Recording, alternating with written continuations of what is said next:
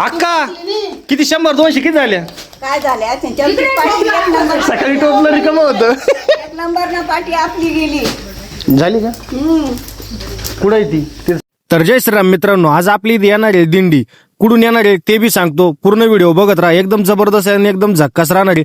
आमटी भाकरी आपण कशा पद्धतीने करतो दिंडीसाठी. पहाटे चितळीचे आपले आचार्य दीपक भाऊ आचार्य येऊन गेले होते. मग काय टपक्यात डाळ शिजायला टाकली. तोपर्यंत अक्का आले होते भाकरी करायला. मग काय पहिला नैवेद्य देवाला आणि नंतर रप्पा आपण कार्यक्रम चालू केला.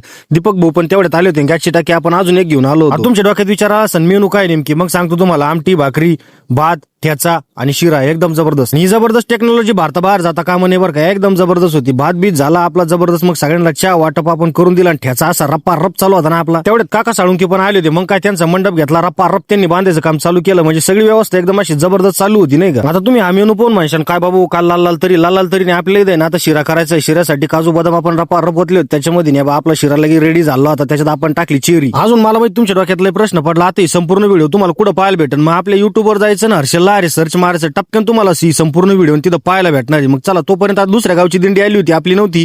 पोरांनी काय फटाकडे बिटाकडे घेतले. तोपर्यंत आपल्या दिंडीचं स्वागत केलं आणि जबरदस्त मध्ये फटाकडे वाजवायला चालू केली होती. दिंडीचं स्वागत आम्हीच नाही तर आमच्या दोन लेकी आशू काशू या पण दिंडीच्या स्वागतासाठी एकदम जबरदस्त नटून थटून उभ्या राहिले. दिंडीला अन्नदान करण्याचं सौभाग्य फक्त आमच्या आजीबाबामुळे लाभलंय. आमच्या जन्माच्या आधीपासून आजीबाबांनी ही दिंडी चालू केली होती आणि ती आजपर्यंत आम्ही चालू ठेवली. बघा तुम्ही. कैलास तुळशी महादेव गणपत लहारे वाकडी.